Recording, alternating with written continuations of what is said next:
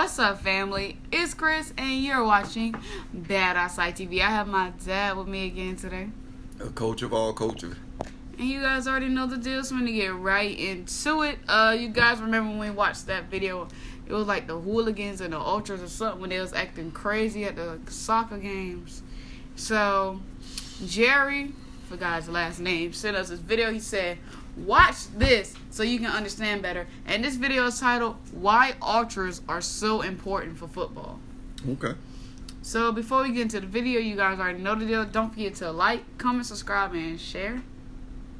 Comment down below what you guys want to see next. Hit that notification bell to get notification when I upload. And subscribe to join the family. But as always, you know the coach will not take care of you, but he will give you good advice. Let's get into the video. We see ultras all around the world. From the frightening to the incredible, they are clearly the beating heart of many football clubs.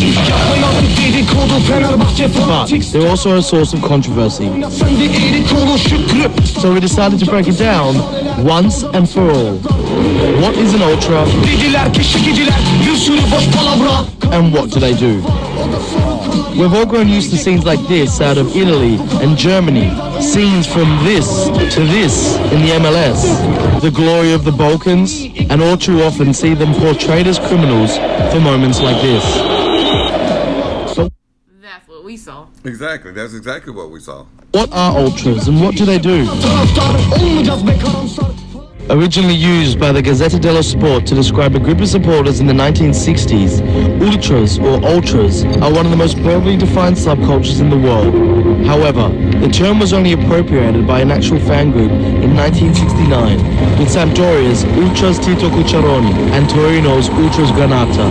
Since then, fans have reappropriated the name, but given the global reach of the game, the term is far from clearly defined. Italians interpreted foreign styles of spectatorship and made their own, something between the South American barras and Brazilian torcidas and the British hooligans. Thus, ultras groups were established, born to represent the distinct cultures and traditions from which they originated, taking inspiration from the time of city-states. Okay, I can't hardly hear. Oh. In which autonomous cities would defend their identity and their interests against others. Ultras value the defense of their territory, which is a feeling that has its roots in the historical age. They are the most... Exactly, and that's what they were doing. What? Defending. But, I mean, this is a game, isn't it? So what are you defending? Okay. supporters of a team, representing a sort of 12th man. Contributing to what's happening on the field, there's like no feeling like that. An ultra is constantly committed to the club, setting up for match days and social events during the week, attending training sessions and youth games, and training sessions. Okay. Whew. Okay. showing up hours ahead of match day for any last-minute preparations. Away matches are especially... Wow, that's more than a diehard fan. I mean, they getting there to the games hours. Is that like our tailgating? Maybe. We come out and all of the like fans congregate in one area, and then the like fans of the other team congregate over there. We don't let them mix. There's no mixing. No mixing. So Maybe. But this is a little more. This is I mean, they fighting. I mean, there's some NFL fans that fight, but this is like a whole group of them. Right. The ultras. important. It's where one proves their true commitment to the group. We played in Bremen and there were 20,000 people coming to the game and 16,000 from St. Pauli. And the opportunity to show off your pride in another territory. This comes in the form of choreographies, flags, chants, banners, and fanzines. The strongest expression of these rituals are usually reserved for anniversaries of the clubs, legendary players, the fan groups themselves, derbies, rivalry games, and finally, big cup matches. Ultras have always been characterized by their rebellious nature. Unlike the British, whose support largely rides on reacting to what's happening on the pitch, Ultras make their own show, beyond the result. They made their own show. Man, this is, I mean, wow. This is like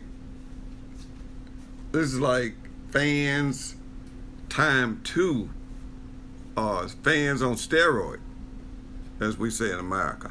A klub nem finanszírozás, saját terünkből alkotjuk meg mindig saját szabadidőt és anyagi tekintetben is. Drums, flares, megaphones, smoke bombs, the opportunity to freely express a collective idea and a unity of devotion all contribute to this atmosphere.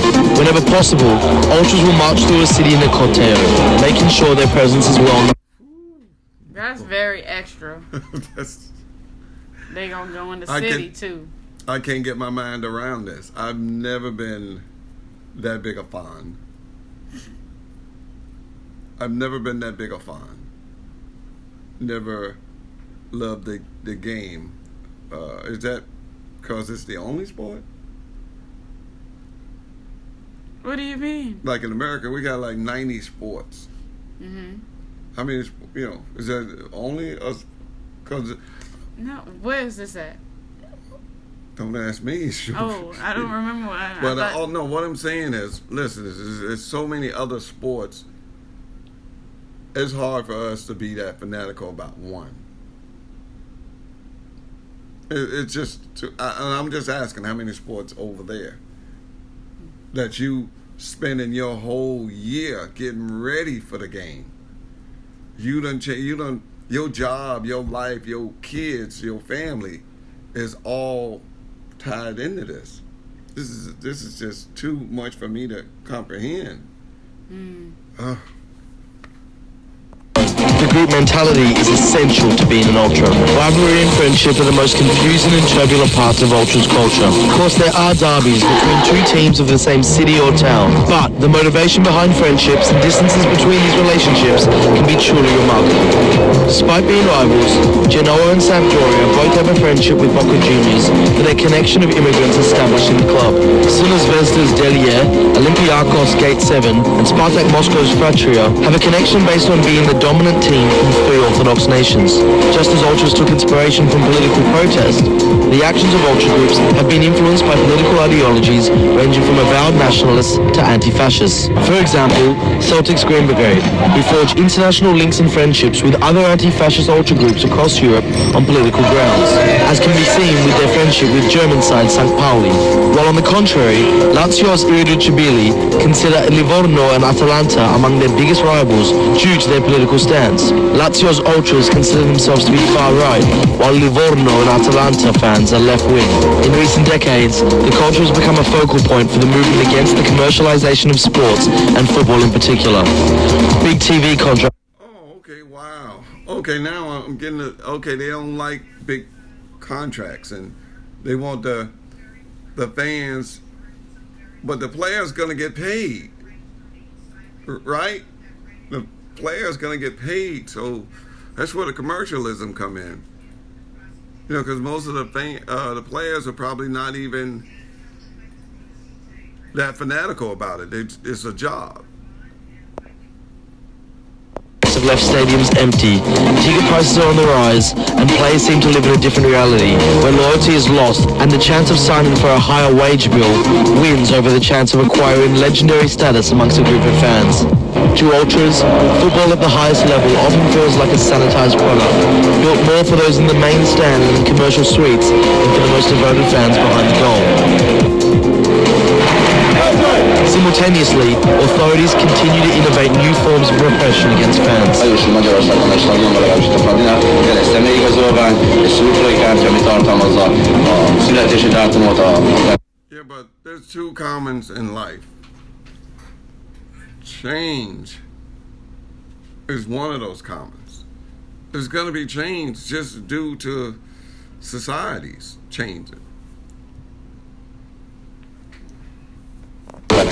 édesanyja nevét, e-mail címét, a címét, illetve a tenyérlenyomatát.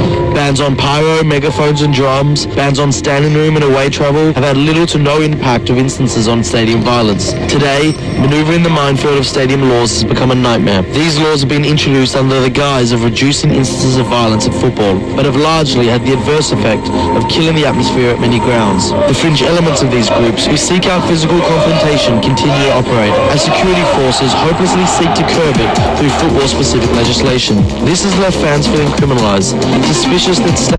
Yeah, but I do understand I do understand, but the first true differences and it's going to be change. It's going to be change, and then there's going to be compromise. You have to be willing to change. You can still have your fun before you get to the stadium, or or you can meet after the championship game in an area and have your fun. But I know you want to do it at the game, but they're saying you can't. So you got to go with that, or don't go to the game, right? Okay. And corresponding football federations would rather see them banished from the game. Whatever your club or political affiliation, the breadth of Ultras culture around the world is a testament to this beautiful game. At times, this passion can escalate into violence, but this is not an Ultras problem, but a societal one. An Ultras group's existence revolves around intense, coordinated support for their team through vibrant displays during matches, making noise on the terraces, and highlighting, publicizing, and furthering issues affecting their local territory and in solidarity with other supporting communities. In Egypt, the Ultras of Al-Ahli and Zamalek have largely been credited for their pivotal role in the uprising of the Egyptian revolution. These are just a small number of the incredible initiatives regularly organized by nearly every Ultras group in the world. Like all groups, Ultras are hard to stereotype and even harder to define. But one thing is for sure, they are not all criminals, and when it comes to football, they remind us of a purer game. One in which you go out and support your team regardless of the names on the back of the shirt, turning friends into family and being proud of where you come from. Wow. I mean, I agree with supporting the team. I'm for that, regardless of the name on the back of the jersey. I understand that. You want to represent where you're from. Absolutely. But it's unfortunately you have to what? Change. And what comes with change? Compromise. You have to compromise. You have to figure out how to still have the fun, but you might have to have it somewhere else with your mates, over rent somewhere where we can meet. You might have to spend money and hire your own security where you could, tear up and do whatever, and you keep others out. Instead of being all inclusive, because everybody they're not as fanatical as you are. Well, that's the coach's thoughts. This is the end of the video, guys. If you want to see the video, the link is down in the description below. And so is my social media. Add me, follow me. You already know the deal. But since this is the end, don't forget to like, comment, subscribe, and share. Comment down below what you guys want to see next. Hit that notification button to get a notification when I upload, and subscribe to join the family. Subscribe. We need a few hundred more subscribers. So we're asking all of the new subscribers to bring in at least one subscriber. Every subscriber bring in at least one new subscriber, and we'll reach our goals of having X amount of subscribers, and we appreciate it. Thank you, guys. But as always, the coach financially will not support you, but he will give you good advice. See you guys in the next video.